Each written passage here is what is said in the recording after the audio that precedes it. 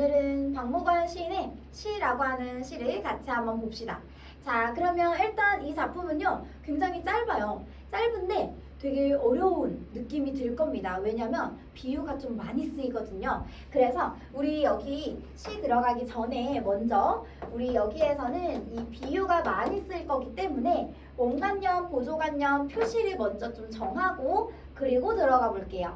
자, 그러면 우리 원관념은요, 여러분 네모 표시를 할게요. 그래서 네모 표시하는 애들은 다 원관념을 나타내는 거다. 이렇게 생각해 주시면 되고, 그 다음에 동그라미 표시하는 것들은 다 보조관념을 나타낸다라고 생각해 주시면 됩니다. 자, 그러면 우리 1행부터 한번 볼게요. 나는 흔들리는 저울대. 자, 그러면 나는 흔들리는 저울대다 라고 해서 우리 지금 은유법이 쓰이고 있죠. 그래서 여기 나가 원관념이 될 거고요. 저울대가 보조관념이 될 겁니다. 자, 아까 말했듯이 비유 좀 여러 개 쓰일 거예요. 그래서 번호를 좀 매겨볼게요. 1번이라고 매길게요. 자, 그러면 지금 여기에서는 나는 저울대다 라고 비유를 했네. 우리 여기 두 줄 연결해서 은유법이 쓰인다 라고 적어 놓을게요.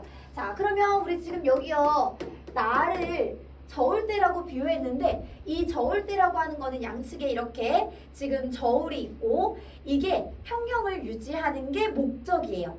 자, 평형을 유지하는 게 목적이긴 하지만 계속해서 흔들리게 되죠. 그 모습이 나와 같대요.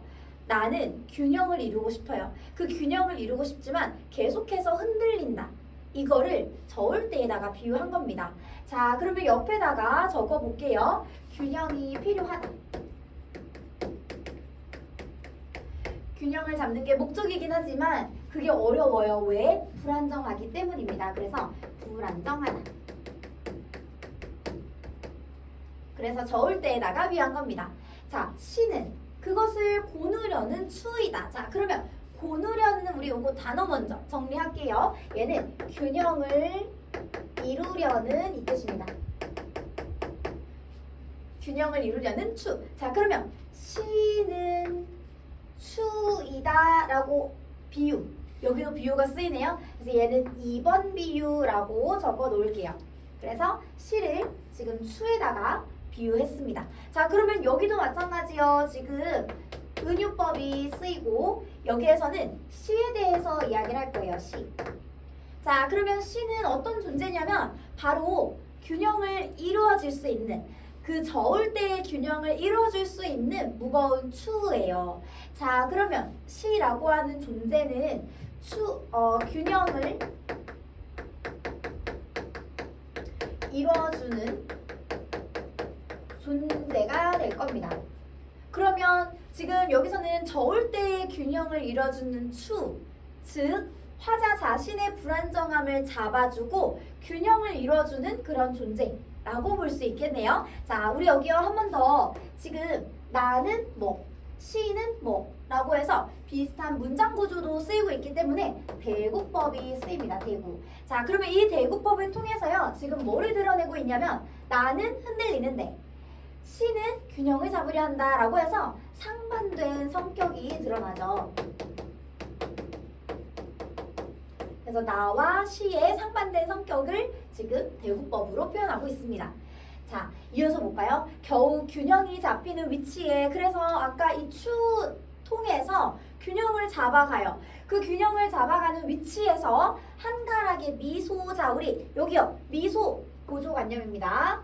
한 줌의 위안 보조관념, 한 줄기의 운율, 여기도 보조관념. 자, 그러면 우리 이거는요 지금 세 번째 비유거든요. 그래서 여기 3번이라고 표시를 할게요.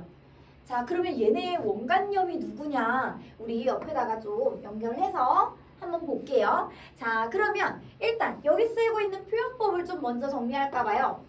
첫 번째, 한 가락에, 한 줌에, 한 줄기에 계속 반복하고 있죠. 그래서 1번 반복이 쓰이고요. 반복.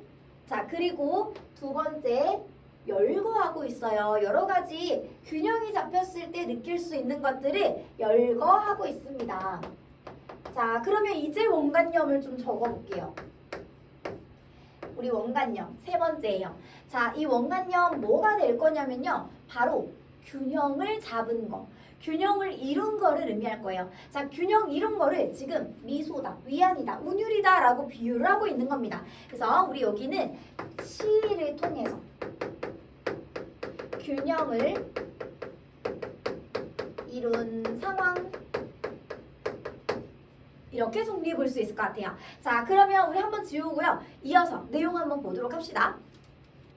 자, 아까 전에 우리 균형을 이루어서 미소, 위안, 운율을 만들어낸다. 이게 보조관념이었잖아요. 자, 그러면 이내 무너진대요. 뭐가요? 균형이요. 그래서 여기는 다시 불안정해진다를 드러낼 거예요.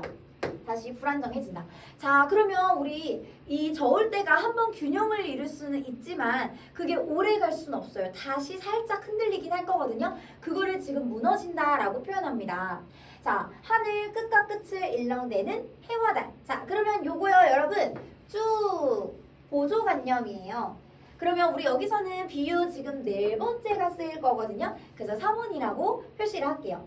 그러면 이거는 뭐를 의미할 거냐면요. 아까 저울의 끝과 끝이 계속 흔들린다고 했잖아요. 그러면 이게 계속 흔들리고 하는 그 양 끝을 의미할 건데 이게 흔들리는 그 모습, 추가 흔들릴 때의 그 모습, 그 흔들리는 거리, 여기서부터 여기까지의 거리를 진폭이라고 하잖아요. 흔들리는 거리. 그러면 여기 지금 하늘 끝과 끝을 일렁대는 해와 달, 이게 바로 진폭을 의미할 거고요. 그래서 이것도 4번. 자, 그러면 여기 밑줄 우리 여기 동그라미 표시했던 하늘 끝과 끝을 일렁대는 해와 달, 이거는 진폭의 거리를 의미할 겁니다. 진폭의 거리. 진폭의 거리. 자, 그러면 이 진폭이라고 하는 거는 또 뭐를 비유한 표현이냐면요. 바로 생활이에요. 생활. 자, 그래서 이게 원관념이 될 겁니다. 원관념 4번. 자, 그러면 다시 한번 볼까요? 아까 전에 균형을 이뤘었어요. 자, 근데 이 저울대는 누구였냐면 바로 저예요. 나입니다.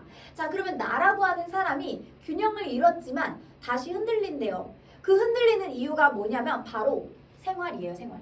자, 우리요, 모든 사람들이 계획을 세우고 싶어 하지만 그 계획대로 항상 똑같이 삶을 살아갈 수 있나요? 그러지 못하잖아요.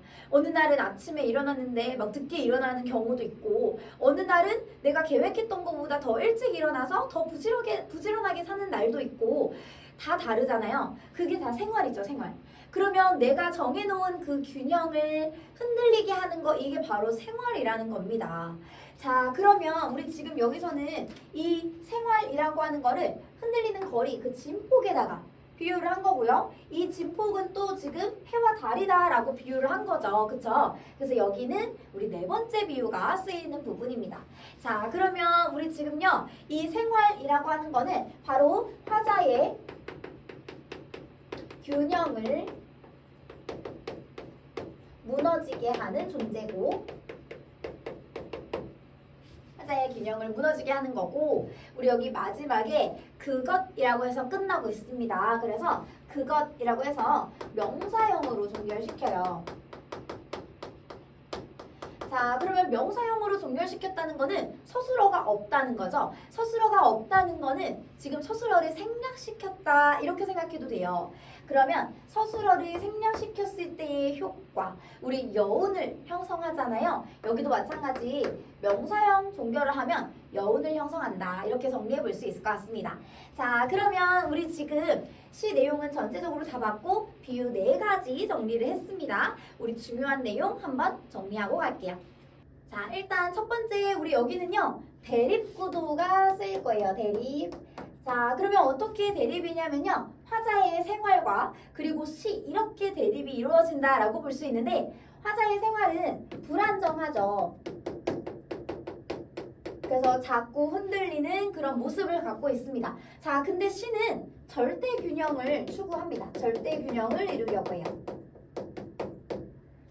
자, 이렇게 대립구도를 가진다라고 볼 수 있고, 유사한 통사구조를 반복할 거예요. 반복. 자, 그래서 유사한 통사구조 반복을 통해서 화자가 지향하는 바를 드러낼 겁니다.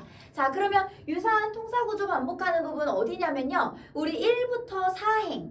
어느 부분이었냐면 나를 비유한 부분과 시를 비유한 부분이었거든요. 거기서 상반된 성격을 드러냈었죠. 그래서 나는 불안정하지만 시처럼 시를 통해서 균형을 이루고 싶다라고 하는 게 지향하는 바예요. 그쵸? 이거 하나. 그 다음에 한 줌의 위안, 그 다음에 웃음, 그 다음에 운율 이렇게 나왔었잖아요. 그 부분도 유사한 통사 구조를 반복한다라고 볼 수 있는데 거기서도 마찬가지. 균형을 이뤘을 때의 그 상태, 그거 지향하는 거잖아요. 그래서 화자가 지향하는 바를 드러낸다 라고 할 수 있습니다. 자, 세 번째예요. 우리 이 짧은 시지만 구성을 세 부분으로 나눠볼 수 있는데 1부터 4행은 우리 아까 말했듯이 상반된 속성이 드러나는 부분이고, 자, 그 다음에 5에서 8행은요 균형을 이뤘을 때예요. 그래서 이 부분은 시를 통해서 얻는 성취를 드러내는 부분입니다. 그래서 균형을 이뤘을 때. 자, 그러면 9에서 12행은 그 균형이 무너졌을 때를 다시 이야기해요. 자, 그러면 그 무너지게 된 이유는 바로 자기의 생활이었죠. 그래서 우리 마지막은 현실의 한계를 드러낸다. 왜냐면 이루었던 균형을 다시 무너지게 하니까 현실의 한계를 드러낸다라고 볼 수 있습니다. 자, 마지막 주제 볼게요. 자, 절대 균형을 이루려는 시와 그리고 흔들리는 화자의 일상생활 사이에 긴장감. 왜 긴장감이냐면 균형을 이룰 만하면 또 흔들리고 이룰 만하면 또 흔들리고 하기 때문에 긴장감을 이룬다라고 볼 수 있습니다. 자, 그러면 우리 박무걸의 시는 여기까지 정리를 하고요. 우리 다음 작품에서 또 보도록 합시다. 안녕.